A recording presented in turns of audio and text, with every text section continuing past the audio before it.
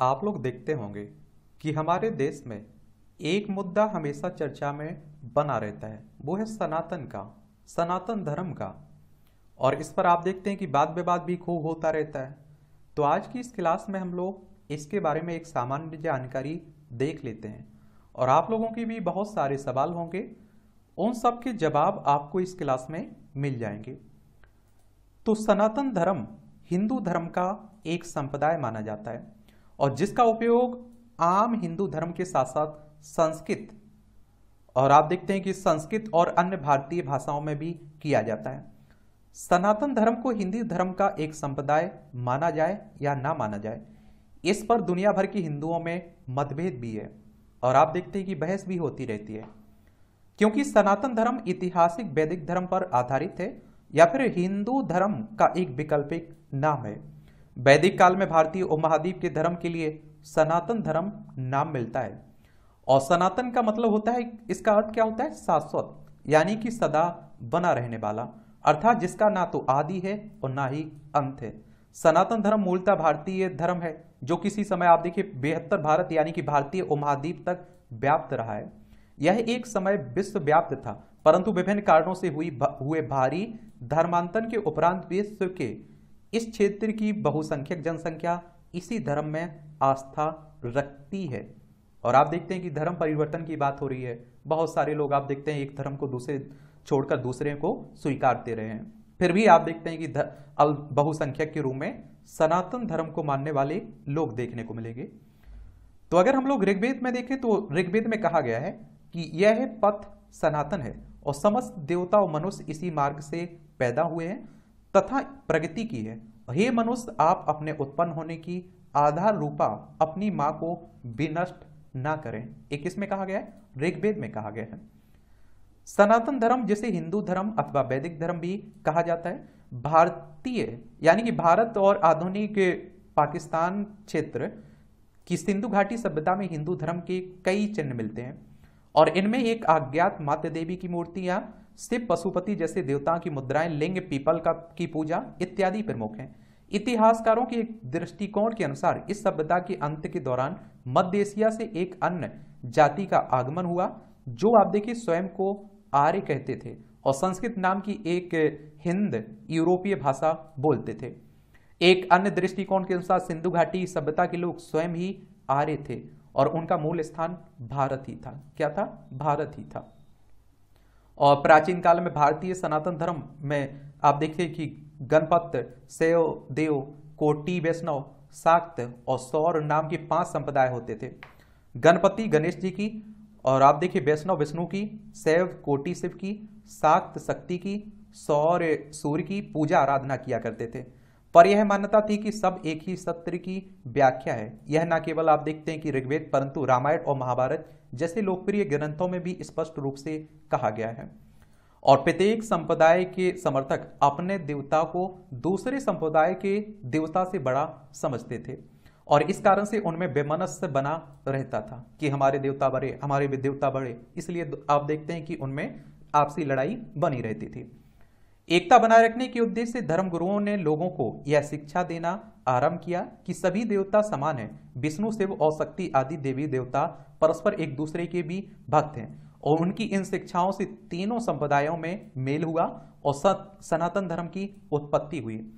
सनातन धर्म में विष्णु, शिव, शक्ति को समान माना गया है और तीनों ही संप्रदाय के समर्थक इस धर्म को मानने लगे हैं। सनातन धर्म का सारा साहित्य वेद, पुराण, श्रुति, स्मृतियां, उपनिषद, रामायण, महाभारत, गीता आदि संस्कृत भाषा में रचा गया है। किसमें? संस्कृत भाषा में रचा गया है। और कालांतर में भारतवर्ष में मुसलमान शासन हो जाने के कारण देवभाषा संस्कृत का ह्रास हो गया और सनातन धर्म की अवनति होने लगी। इस स्थिति को सुधारने के लिए विद्वान संत तुलसीदास ने प्रचलित भाषा में धार्मिक साहित्य की रचना करके सनातन धर्म की रक्षा की। और जब आप देखते हैं कि औपनिवेशिक ब्रिटिश शासन को ईसाई, मुस्लिम आदि धर्मों के मानने वालों का तुलनात्मक अध्ययन करने के लिए जनगणना करने की आवश्यकता पड़ी तो सनातन शब्द से अपरिचित होने के कारण उन्होंने यहाँ के धर्म का नाम सनातन धर्म के स्थान पर हिंदू धर्म रख दिया। अगर हम लोग इसके स्वरूप की बात करें तो आप देखेंगे कि सनातन में आधुनिक और समसामयिक चुनौतियों का सामना करने के लिए इसमें समय समय पर बदलाव होते रहे हैं। जैसे कि राजा राम मोहन राय, स्वामी दयानंद सरस्वती, स्वामी विवेकानंद आदि ने सती प्रथा, बाल विवाह, अस्पृश्यता जैसे असुविधाजनक परंपरागत कुरीतियों से असहज महसूस करते रहे और इन कुरीतियों की जड़ों अर्थशास्त्रों में मौजूद उन श्लोकों मंत्रों को छेपक कहा या फिर इनके अर्थों को बदला और इन्हें त्याज्य घोषित किया, जो तो कई पुरानी परंपराओं का पुनरुद्धार किया। जैसे आप देखते हैं कि विधवा विवाह, स्त्री शिक्षा आदि।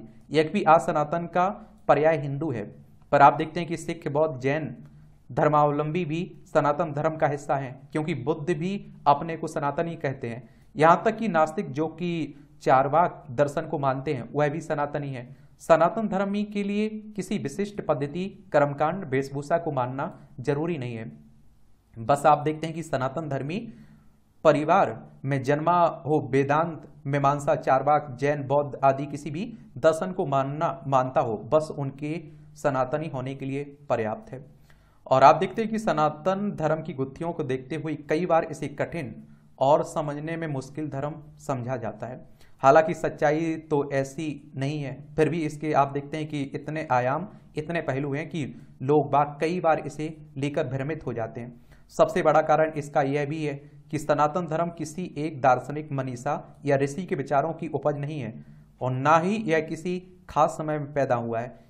यह तो अनादिकाल से प्रवाहमान और विकासमान रहा है और साथ ही ये केवल एक दृष्टा, सिद्धांत या फिर तर्क को भी वरीयता नहीं देता है।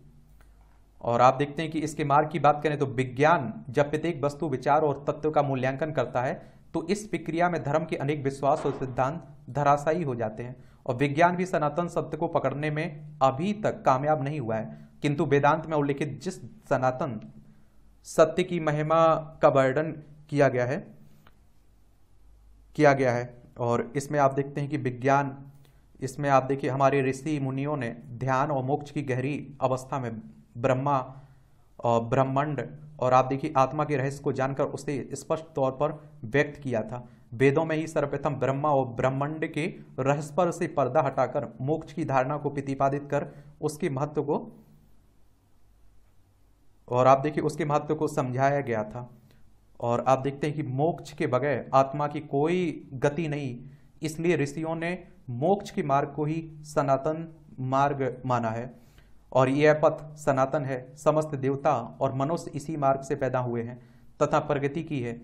हे मनुष्य, आप अपने उत्पन्न होने की आधार रूपा अपनी माता को विनष्ट ना करें। ऋग्वेद में आपको बताया ना, उसी में आप देखते हैं कि ये कहा गया है।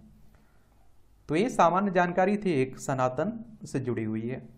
बाकी आप देखते हैं कि विवादों में आप लोग मत पड़ा करिएगा, चलते रहते हैं इस तरह के विवाद और खूब राजनीति भी होती रहती है। एक सामान्य जानकारी रखा करिएगा, जागरूक इंसान बना करिएगा, बस काफ़ी है आप लोगों के लिए।